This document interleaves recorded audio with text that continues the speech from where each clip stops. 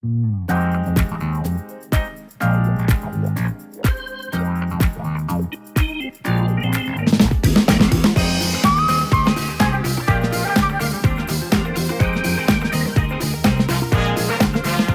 this is MissMalini, and we are back at the Good Creator Lounge doing what I love best. I have always loved talking to my favorite actors in the Actors Circle, and we make it even more fun by bringing some of my favorite creators into the room with us so that we get really up close and personal. So what you're about to hear now is not added sound effects, it's a live audience. Can you make some noise?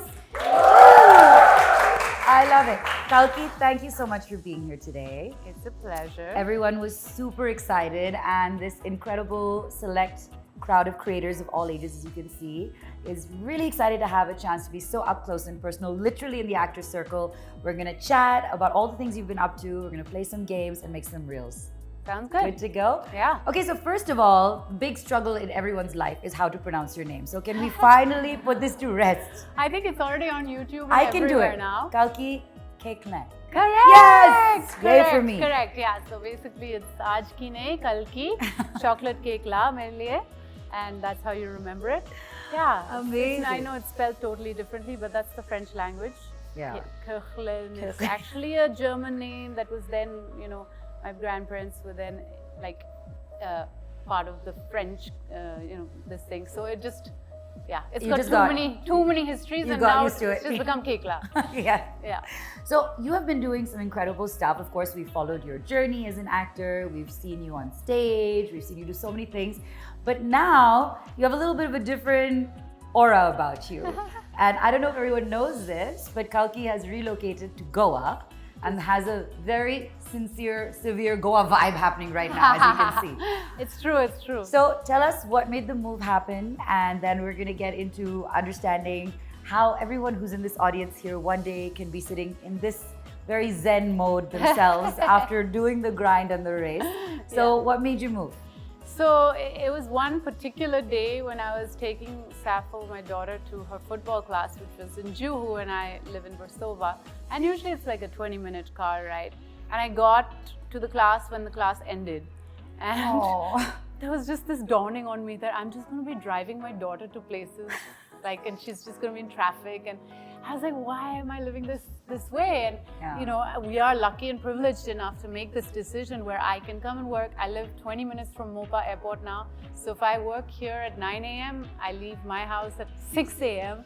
and I reach work at 9 a.m. So it's just a slightly longer commute, but it's totally worth it. I think that's incredible, but I think you really addressed a concern that I think all creators, aspiring actors have. That will I miss out if I don't live in Bombay, right? Like everyone's nodding furiously. What do you think about that? Yeah, I actually used to suffer from FOMO a lot more when I was in Bombay, because I'm like, everybody's doing so many things all at the same time, and I was just like, oh, I also better do that. And now that I'm taking a bit of a backseat and I'm in Goa, a month can go by without me thinking about what I've missed. But that doesn't mean I'm not creating, not working. I end up, writing, I end up doing other kinds of work which are on my own time.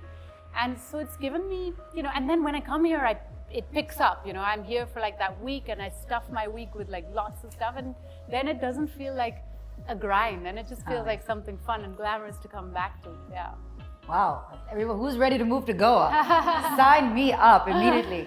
But it's so true, because I think that's the big thing, that everyone is really hustling. And I think what the pandemic actually taught me was I could finally take a break because everybody had to. So everyone was on pause. Absolutely. And for being a mother, I kind of look back and say how lucky I was to kind of give birth at a time where I didn't have to go back to work. From that perspective, I mean, there were so many struggles. From that perspective, I got to spend, a good year with my daughter. That's incredible. But I think the other thing, and I'm sure, I feel like, because I think I also have a little bit of that, obviously that FOMO and the creator brain, and I know people are still thinking, but how does it work, right? How will you be in the right circles? For instance, if they're starting out or people are creating this thing, does that network really matter? Do you have to schmooze other celebrities? Do you have to schmooze people in the industry to be part of it? Or can you just do the work and it's enough?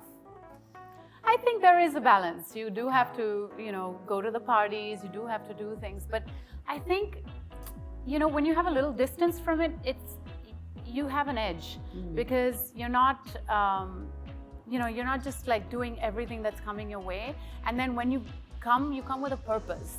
And so that's really important, that you choose your reason for being there. I think it's easy to just end up doing everything and not really feel like you're making a difference. I'm waiting for your movie that's the Goa-based Kalki story, the girl on the beach. I feel like there's something brewing. Is there something? A Goa-based film? Well, actually there is. We haven't got funding for it yet. I love that you're sort of merging your worlds, because I know you've become super, focused on sustainability and that lifestyle. What made that shift happen? Because especially in the industry we're in, it's almost like, maybe this is my excuse, I feel like it's not possible to, just because the amount of excess, whether it's from makeup or the amount of plastic we consume and all of that. Yeah. So what made you make that shift? I know you've always been quite aware, been, an environmentalist, but you seem to have made quite a huge shift into that.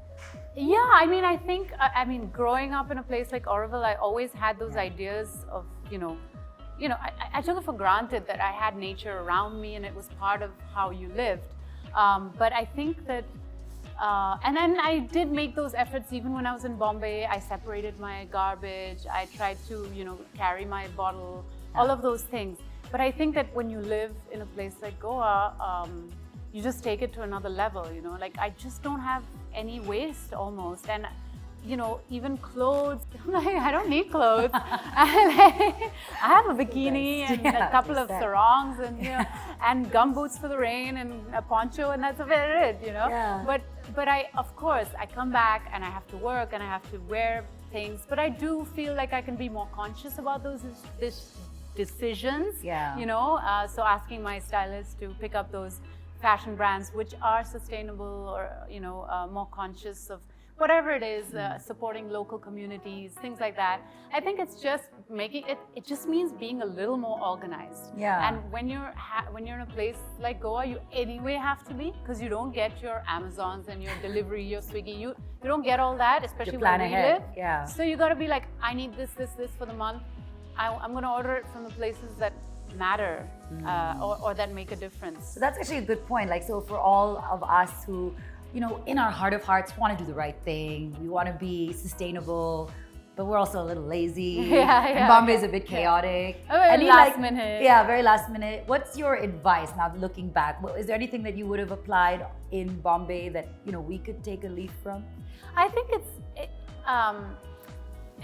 like if you just have a set bag, like you're going to your set or your shoots or whatever, you just have a bag which has everything that you need, your aluminum straw and your coffee mug and your drink bottle and your plate, everything. You can actually just have a bag dedicated to all the recyclable materials. And then I actually have to give props to Taha Shah for this, because he came over once and he had his bag. He even had a tray.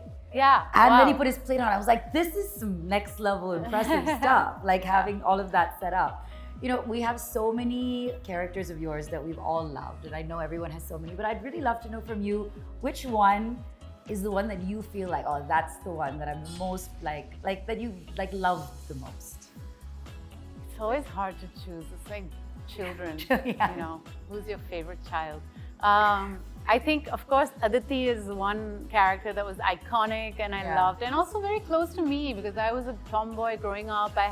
My best friend was a guy, and then I suddenly went from this like awkward, brace-faced teenager into this like swan, and I didn't understand that people thought I was hot. I was like, really? So there was this whole transformation. So I relate to a lot of Aditi's traits. But I think, of course, Margarita with a Straw for me was like just the most challenging as an actor. Also just made me so aware of the whole world of disability. I'm very engaged with ADAPT now, the Center for Disability in India, and it's just opened up a lot in my personal life. I love that. I think I've seen you do so much stuff, even with Driveway Devi on mental health and a lot of these different topics that you've covered. No, but I think what's also interesting for people to know is I think that the burning question for everyone is, how do you know if you've made it? Because everyone's doing the struggle and it's never enough, right? The person with 100,000 followers wants a million. The one in a Yeah. million, once 10 million. And now I'm speaking in this creator language. It was very different. It's in the actor space, but you know what I mean, like a level of success.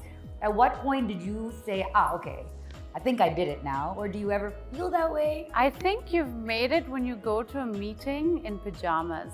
I remember once going to a narration in like my PJs, and I was like, okay, this is okay. Yeah. I mean, I think that when you don't have to kind of live by somebody else's terms, when you can start choosing, when you can start giving yourself those options, that's when you've made it. I don't that. think it has to do so much with money. It has to do with, you know, your choices, your freedom. Yeah. I love that. And I think one of the things that I think what people would really benefit from is also understanding, like now the audition process is so different, right? Like you have to, like you send in the tapes, you have like, and then people go with your Instagram profile and see how many followers you have. What was like, I would love to know, like what was your first audition like? How did you prepare for it? What was it for? God, I don't remember. I remember doing a lot of auditions when I was a student in London. I was studying drama there. But the big one I remember I came to do when I was in India was actually for a theatre show. It was going to be a musical called Into the Woods, and it was Rehan Engineer, who I admired a lot. Yeah. You know, he was like the very good-looking, incredible art theatre man, although he's gay, so it's wasted on me. But anyway, I was in love with him, and I was like, I have to audition. And it's a musical. I'm not exactly a musician, and I'm not exactly a trained singer, but I could sing. So I was like, okay, I'm going to do this song from what was it, Annie, the musical. I prepared The Sun Come Out. Well, you're going to have to sing that for it now. Tomorrow, bet your bottom dollar. That one, right? it. So I was like preparing and doing it really loud and everything. And I got to the audition place, and there was his assistant, Paresh, anyway, he was playing the piano, and it all looked very professional, and I heard like these opera singers coming out, and I was shivering, you know. I went in, and he said, what key do you want it in? The key? Matlab? What does that mean? He said, okay, just start singing and we'll figure out the key. Yeah. And I just froze. And I couldn't do it. I was like, I can't do this. I'm really sorry, I can't do it. And I walked out of that audition room and I didn't do it. And 5 years later, I do a play with Rehan like almost every year now. Wow. So it's just like, it was just one of those things where we were supposed to find each other eventually, but I wasn't ready for him then. So everyone's super excited about Made in Heaven. Indeed. Does anyone know when the release is? Because I'm like, We're I would all like waiting. to know. Just let me know if you find out. So tell me a little bit more about what to expect in the new season. What to expect? There's a lot of expectation in it. I'll just say that. Yeah. And I can't really. I mean, I'm not allowed to tell you anything really, but it gets juicy for sure. Obviously. Yeah. Yeah. It looks like it's going to be really good based on this behavior. There's a lot of drama. There's a lot of drama, and there's a couple of new characters who are really interesting. Just wait and watch. It's not far away, I promise. A few weeks down the line. You know what, I have to ask you, because I think you've done the whole range. Of course, you've done, you know, big picture, big screen, OTT, and I think there's a big struggle. Yes. I'm asking this question for a particular person in this audience who I'm not going to point out. Is that, should I wait for big screen cinema opportunities? Or is it okay to do OTT? And can you make the leap between both? Yeah. What do you think? Do it all, don't wait. I mean, I think it's really like, just do your work, keep working. You know, you'll learn from it in any case. Even if it's a flop, you'll learn from it. And if you're an actor, experience is what's going to enrich you. And, you know, it'll make you more flexible. Doing theater, doing OTT, doing film, doing your own YouTube channel, all of these things just make you, you know, ready to improvise, ready to be, what the other person needs, because you're never going to know what that person, that director wants in particular. It's not going to be the same as the previous experience. So open that yourself to experiences. But I think that the burning question, honestly, is also that, since you're the closest that we're coming to, the big industry, right? The big dogs who play in that, is that the fear isn't there some judgment that, oh no, this is, how TV actor or OTT actor. Yeah. And do you get put in that box and does it make it harder somehow? I think that's the fear. I mean, it depends what you're looking for. I guess, I always think like I want to be acting till I'm 90. So the experience of acting is more important to me than becoming a celebrity or staying in the limelight. So yeah, maybe I won't have work, like my last release was pre-COVID, and now I have 2 releases coming up in August, So there are huge gaps sometimes, and suddenly I have like, 2-3 films in a row coming out. But it's always like that for me, and I'm okay with that. So if you make peace with that, I think my technique is fine. If you're looking to like just be, the next big star, you're gonna have to ask somebody else. I don't know how to do that. Fair and good answer. I also love Kalki's Great Escape, which I think you have now literally put into effect and just bolted yourself. Yes. But what has been your favorite adventure on The Great Escape? On Kalki's Great Escape? Oh gosh. I loved being in Arunachal. It was really really just really beautiful terrain. We were in the snow. We were, sometimes in the deserty kind of areas. It was just really, really pretty. And it just taught me how to I remember, fix a tire, a lot of things about the bike, which I didn't know before. Wow. You can change a bike tire now? I mean, with help. Yeah, but still. Yeah, I have the basic concept of how to do it. Yeah. And it was just a really good trip. Now, I always get to do this fun stuff and get to ask all the questions, but since we have so many creators in the room, I thought I will hand it over to them to ask you some questions. But before we do that, we're going to do a very mindful and sustainable ad break to talk about something that's super important. And I'm very proud that the Good Glam Group now, MissMalini is part of the Good Glam Group, and we have some great brands within it, and one of them is Serona Hygiene, and they really encourage people to use the menstrual cup. And whenever I find someone who actually does it, I love to have them talk about it. So would you tell us a little bit about your experience of it? And do you mind if we show everyone a menstrual cup? What a menstrual cup sure. is? Now this has magically appeared in my hand. So I think it's so important because I feel like this is a conversation I want to have more of. So can you tell us about the menstrual cup and why you think it's important? Yeah. This is just a box. Is there a menstrual cup inside? Yeah. Can I open it? Yes. Yeah. So the menstrual cup is a bit tricky in the beginning. I use a menstrual cup, and it is tricky to get it right. And I'm sorry, this is not very inclusive for the boys, but it's good. But they can teach their daughters. I think it's very friends. educative even for guys to know about it, because why?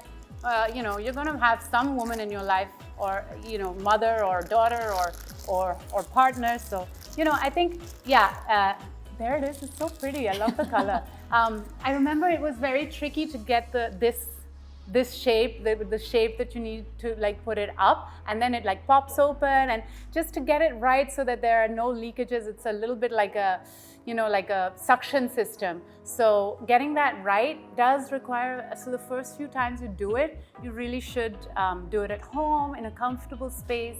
And hygiene, of course, matters. So using a clean bathroom is really important. I now use a kind of combination. I use a moon cup. I use washable. What's a moon cup? This is a moon cup. This is the moon cup. Yeah, this is another name for it. Is a menstrual cup. Moon cup is called a moon cup because it looks like a moon, I guess. Yeah. So, because it has to do with the moon, the cycle of the moon. That's why it's called the moon cup. That just made it way cooler for me. Yeah.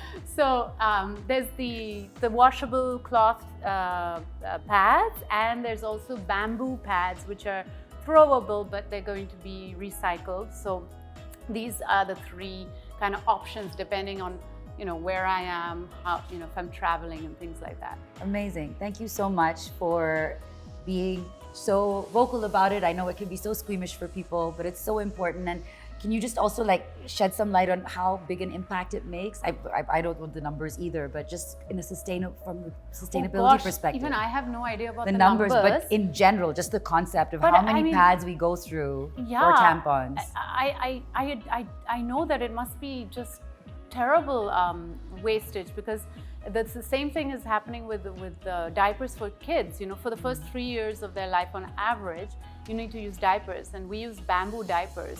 But I remember seeing a meme about like a huge mountain pile of diapers that you use for each child, and that just never disappears. So a lifetime of periods is going to do a lot of damage to the planet in that sense.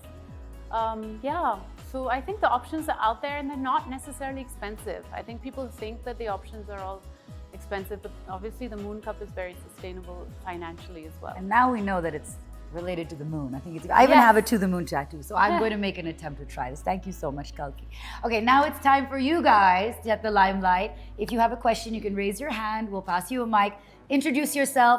Use this chance to mention your Instagram handle, because then everyone will follow you, and then you can ask your question.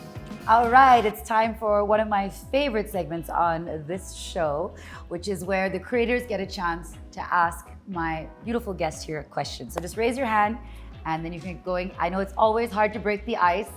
Someone be brave. Here we go. My lovely lady over here. Introduce yourself, and you can ask your question. Hello everyone, my name is Jeenia Chatterjee. My Instagram is called Jeenia Mera Dil Lutya, with dots in the middle of each word. Hello Kalki ma'am, hello Malini ma'am. Love your work. And the question that I had is, in all our careers, especially as an actor, there are these phases which are very, very slow professionally, when there is no work. Yes. And in those times, it gets very easy to get sucked into a negative spiral of frustration and desperation. So I would want to ask you how you manage to power through those phases in your life. What do you do in those times? I think, I think that you have to be flexible to other forms of entertainment, of expression. I remember after I did Devdi, which was, this kind of cult classic, I just had no work for like 2 years. And then I did a play called The Skeleton Woman. I co-wrote a play with a friend of mine, Prashant Prakash. And that we sent it to the Metro Plus, Hindu Metro Plus competition, and we won. And we got a grant, and with that money, we put the play up. So, there's no dearth of creative things that you can come up with. And, we just have to find different means of putting them out there. Sometimes it's, it is hard because you have to keep your finances going, you have to pay the bills. I've been lucky enough that I didn't have to do too much of that when I was here, because I had some support from family. But when I was in London, when I was a student there, I had to, waitress, I had to work in a summer camp with kids, teaching kids, workshopping. So I used to do a lot of that. And I think you just have to be open to all that adding to your basket in the end. Yeah. Thank you so much. That's very helpful. Thanks a lot. Awesome. My gorgeous one with the red hat. She's so cute. Just a beaming face. Hello Kalki ma'am. Hello Malini ma'am. Hello everyone. So I'm Anvisha Tyagi, and actually I'm also a child actress, and my Instagram handle is Anvisha Tyagi05. So my question for you was Bollywood or the film industry is changing a lot nowadays. So what are your thoughts on that? The industry is changing. I think the OTT platforms have just opened up a lot of jobs for a lot of different kinds of actors, also crew members of all kinds. The content is changing. The thing is, at the minute something becomes successful, people want to patent it, and people want to make money out of it. So it's always important to remember that will also become old, and you'll have to find a new means, and you'll have to break a new wall. And I think that now what's happening with OTT is the formula is starting, and people want to make the same thing because that worked once on OTT. So just remember that these things will keep changing. There's not one set pattern, one set formula, and it's always about pushing those boundaries and doing new work. Thank you so much. Thanks. Awesome. Next question. Hi Kalki. Hi. It's lovely to be here as always. So I have a question in many ways which I relate. So after I post-graduated, in 2007, I tried out a career in acting, and not many people know I have done a TV show and I've done some ads. But wherever I've gone for an audition, I've always been told that you would be very good as a vamp. You can never be mainstream. And the kind of roles that you've done I've always been very attracted to them, especially the one in Dave D, like the entire conditioning and how you turned out to be. So I would love to do a role like that. But I feel that because of the way you look, and because if you are probably slightly fair and pretty and do not look very Indian, do you kind of get typecasted and limited in the kind of roles? And do you see that that has changed in the last few years? 100% you get typecasted no matter what. You get typecasted as a heroine also. The thing is, you get typecasted as whatever you're successful in. So I have been offered like, ma'am, you will love this role because it's a psychopath. She's divorced and she drinks a lot. I'm like, what kind of a pitch is that, So, of course, I've been stereotyped a lot, and breaking out of that requires some patience, finding something that's different. But I think that it doesn't mean that if you're stereotyped and you're doing one type of role, you can't make that role different each time. And I think, you gotta play with that. If you've seen just my hairstyles from the last 15 years, it's changed from like, crew cut, short black to, red to this. And so I think it's not just the external, you've got to also work on the internal. But I think allow yourself that just because you get typecast doesn't mean you can't break that stereotype. Great, thank you. And my Instagram handle is Nazzitup, Nazzitup. Thanks. Love it. All right. Twinkle over there. Hi, Kalki ma'am. Hi, Malini ma'am. My name is Twinkle and I'm a singer-songwriter. My Instagram handle is twinkleagarwal19. So I've been doing singing since 5 years now, and I've been performing with my rock band all over India now, but slightly sliding into acting now. So I'm really nervous also because I've already got one project jiske liye I'm preparing right now. But I've been very nervous because acting was never on my books, but I'm doing it now. So I really wanted to ask, when you portray, like when you become a character, you become the character or you just, portray the character while you're acting? Have you seen the Ian McKellen meme on this? Ian McKellen, Gandalf! Ian McKellen. He's like, I just pretend to be something else. No, it's hard. I mean, this is a tricky one because like everybody has different methods of how to get to it. Some people are more intellectual and they want to like remember something that will relate to the character for them. Others are just spontaneous. But for me, there's a story, if I can share it, that I've been told in acting class a lot. So I'll just tell you that story. There was a struggling actor, struggling for many years, and he lived with a pretty successful theatre actor. And his theatre actor friend calls him one day and says, hey, listen, you know that Shakespeare play, that big one I'm doing? So one of the actors has fallen sick. It's a small part, but you'll get your breakthrough, you come for that. So he rushes to the theatre, he meets the director, and the director says, okay, show him what's the line? Okay, act 4, scene 2, you have to say, hark, is that a cannon I hear? So he's like, okay. So he starts preparing backstage, hark, is that a cannon I hear? Hark, is that a cannon I hear? Hark, is that a cannon I hear?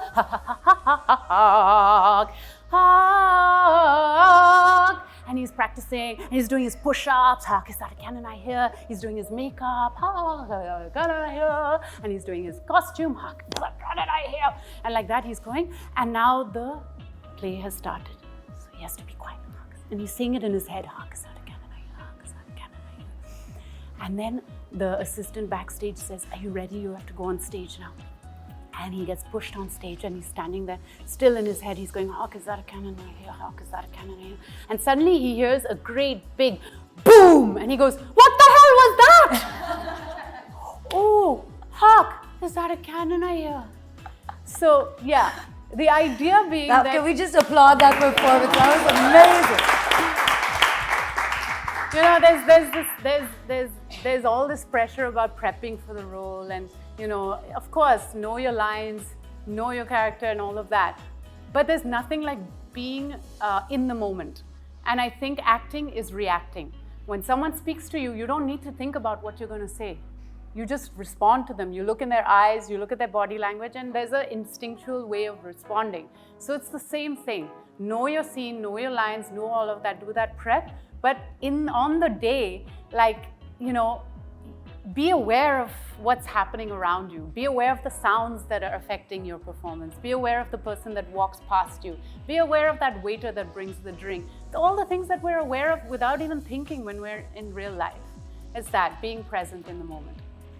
Thank you so much. Amazing. That's some really valuable advice. It's incredible. Usually I ask everyone to come and, you know, give a little piece of like acting advice and a tip, but I think you've just doubled down with this. I had prepared something else. We are going to do that too, for sure. Okay, let's do one or two more questions and then we'll switch to the wheel and the little workshop. Hi, I'm Soumya Jaiswal. I'm a journalism student and a part-time content creator. My Instagram is It's Jazz. So you've reached at this position in the industry that everybody talks about your success. I want to know about your failure. What's that one audition that you got rejected, or it was so horribly funny that you still remember? But I think I said that with Rehan Engineer, that walking out, or I couldn't, like I froze, I didn't do the audition. So that I think was one of my big experiences. Thank you. Awesome. Okay, last question. Hello everyone. Hello Kalki ma'am and hello Malini ma'am. So my Instagram handle is Vaishnavi_Rastogit03. So my question is to you. What do you think to be an inspiring one? What an actor should do and what shouldn't they do? Like what the actor should add in their bucket list? And what, according to you, does nepotism still exist in this Bollywood industry or not? Oh gosh. Oh, wow. There's many questions there. What should an actor do and not do? I don't think there's any rules. I think it really depends on you. It depends on different times in your life. There's a time for you to just try everything. There's a time for you to take a step back and be like, no, I'm waiting for something a little more meaty. There are times where you have to create your own stuff. So that is really dependent on where you are at your career. And does nepotism exist? Yeah, of course. I'm going to take that one no because question. I had a really Obviously, interesting observation. Is that right now in the influencer universe, no one is born with a blue tick yet. Yeah. But I'm sure there's going to be a next generation. And I think because I've had this conversation with so many people on the nepotism front, right? I think it's just very one-dimensional to look at it that way, right? Because if you think of nepotism as a concept, it exists in every, like if you look at every large industrial family that inherits everything, right? We don't look at that and say, that's nepotism. that's nepotism. Yeah. Although technically that's the word for it. I think it's just too nuanced a concept to have a yes or no. Yes, it exists, but does that mean I'm against it? Not sure. Makes sense? All right. On that note, but I also have to tell you about, since you're a journalist, I will tell you my massive failure in life. My first ever interview was with Abhishek Bachchan. And I completely fell apart doing it. And it's in my book, the Abhishek Bachchan fiasco. For some reason, all morning at the read, and this is where I did the hark, is that a cat and I hear? Because all day, my slot was at 6 p.m. But all day, I thought if I just hang out in the breakfast show when he's doing his morning interview, we'll, in my mind, become bros. And then my interview will be great, okay? But I ended up just looking like a creepy stalker all morning. Because every time I'd make eye contact, I'd look away. But clearly, he thought I was just staring at him all morning. And then I had to take him to this little studio and do an interview with him. And he's sitting there and the AC's not working. And I'm like, oh, do you listen to any radio shows? And then he said one. And then I kept saying anything else. And then I realized, oh, maybe he thinks I'm trying to get him to say my show. So I got really into my head and fully panicked. And I said, have you ever been in love? And are you in love now? And he's looking, I kept seeing him look at the door. And I'm like, he wants to run away. And I'm now blocking the door. And I just completely unraveled. And I was depressed for 2 straight days. I never really felt depressed, but I knew I was for sure. And then I snapped out after that and I was like, I never want to interview a celebrity again in my whole life. This is at least 20 years ago. I said, I never want to do it. I hate it so much. And then I was like, okay, I know I hate it, but they had asked me to go for the race station. And I said, okay, the only thing I'm going to do is I don't want that to be my last memory, because I read this great quote that said, go back to the places that made you sad and make new memories. I'm like, I'll never do it again. I'll do it one last time to have a slightly better memory. And then my next interview, I think, was with, I don't remember who exactly, but it was so easy and fluid, and look at me now. So you should always go back. Yeah, you can clap for me. if, for example, you screw up an audition or something goes wrong, don't let that be your last memory. Okay, so this is always my favorite part. I've always like low-key imagined myself as a game show host, so here we are. But the first thing I wanted to do, since we have all these aspiring creators, actors in the audience, since you've had such a wealth of experience and knowledge, I requested you to give us a little bit of a mini workshop, a little boot camp or something that they can take away as a learning today. So, Right. over Yes. to Kalki. So one of the really important things for all acting is pronunciation. So I like to do tongue twisters. So this tongue twister, we'll all just say it once, and then I'll tell you what I do to like make it really good. So what to do to die today? What did I do? What to do? What did I do? What to do to die today? What did I do to die today? At 1:45 today. At 1:45 today. A thing distinctly hard to say, A thing distinctly hard to say, but harder still to do. but harder still to do. They'll beat a tattoo at a minute or two. Tattoo at a minute or two. A rat-a-tat-tat-too, Rat-a-tat-tat-too-too. and the devil will come at the beat of a drum. The devil will come and beat a drum. At a minute or two to do today. At a minute or two to do. At a minute or two to do today. Okay, so it's what to do to die today. At a minute or two to do.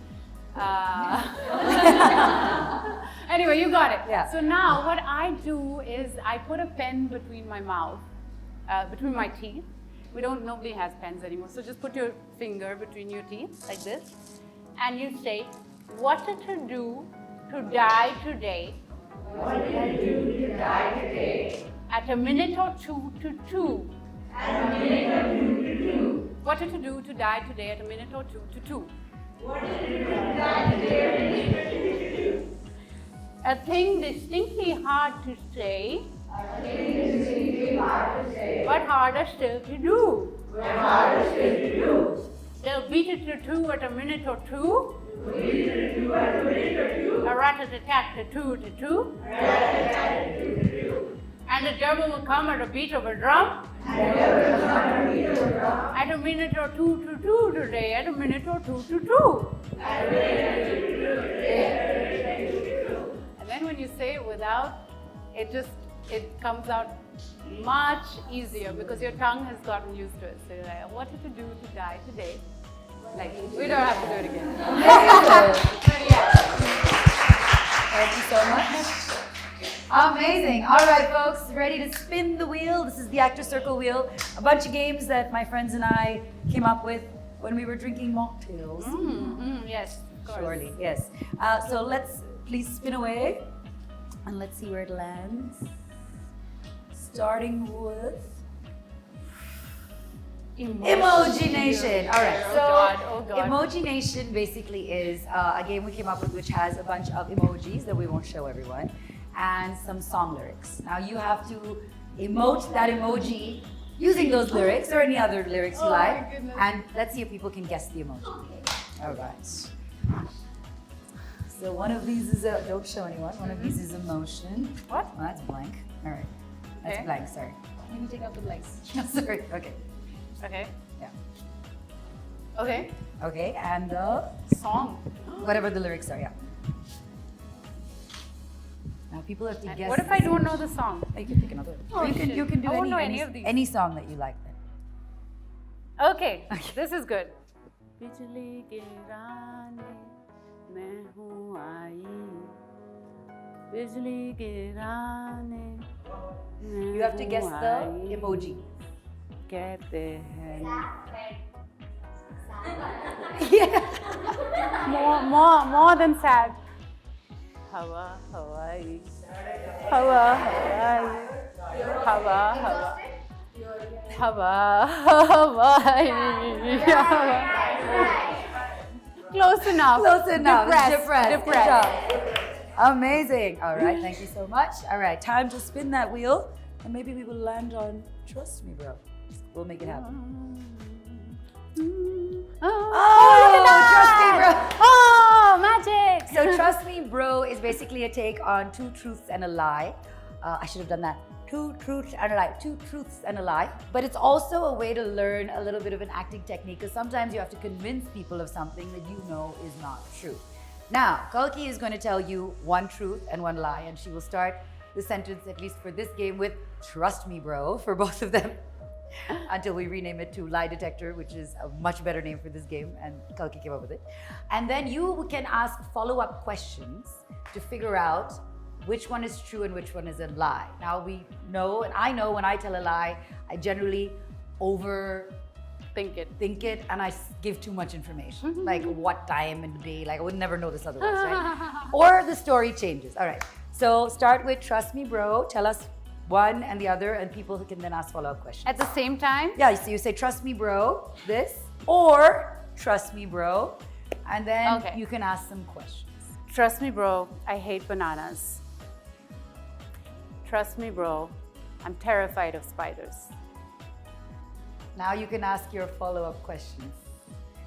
I'll start. When did you start hating bananas? When I was about 4. What was the last time you ate banana? I was actually 25 and I did it out of politeness. Any other follow-up questions, folks? Why do you hate spiders? They're hairy and creepy. What do you do when you see a spider? I walk away very slowly. I don't scream. I tend to just back away from that scene. What do you really hate about bananas? The smell and the gooey texture. Last question, then you have to poll. Yep. How far you will jump if you see a spider like that? I wouldn't jump. I would back away slowly. All right, now, raise your hand if you think the lie is that Kalki hates bananas. Raise your hand if you think the lie is that Kalki's afraid of spiders. All right, so first I'm going to ask you, why do you think that's the lie? Achit, please give Achit That's okay. Because I think it cannot be possible to hate that banana. To hate Can't be possible only. To hate a banana? No For one, anyone? no one. He's like, I love bananas. No. Great logic. Okay, why do you Okay. think so? You can pass it the microphone. Yeah. Yeah. I think you hate bananas because you said you started hating them at the age of 4 and the last time you ate banana was 25 years. Yes. All right. And anyone on this spider? Anyone want to give me a logic why you think she's afraid of spiders? Oh, you think that's the lie? Who raised their hands for spiders? I think when you were describing why you hate bananas, it was very specific. So I think that the spider one is a lie. And the banana. You're gonna go far in life, baby!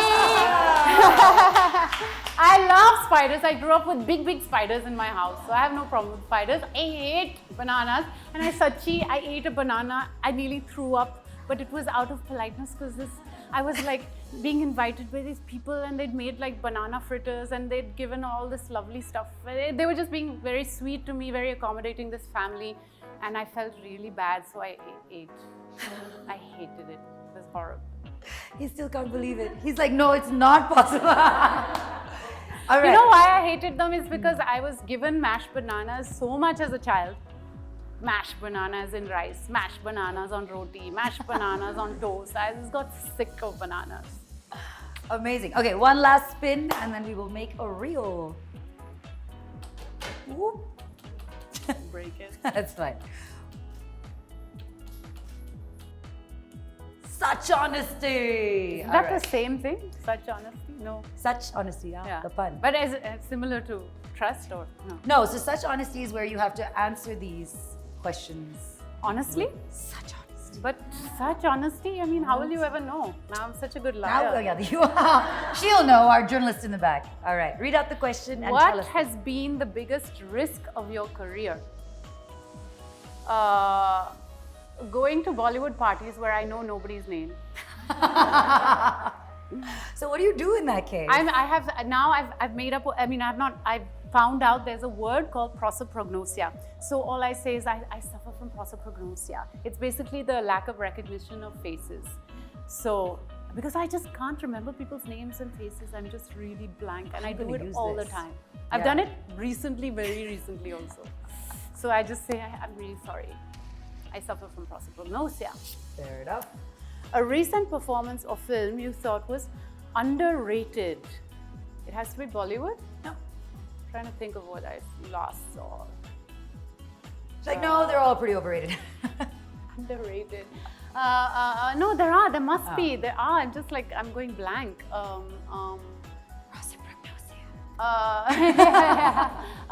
Okay, let's come back. Let's do another one, yeah. Okay. What's the one role you regret passing on? I don't pass on roles. Are you kidding? I'm just so grateful She's when like, I I get a do role. them all. Amazing. All right, a round of applause, please, for the fabulous Kalki. All right, and now, as it is tradition, since we are creators, we are going to pull out a few names to make a reel.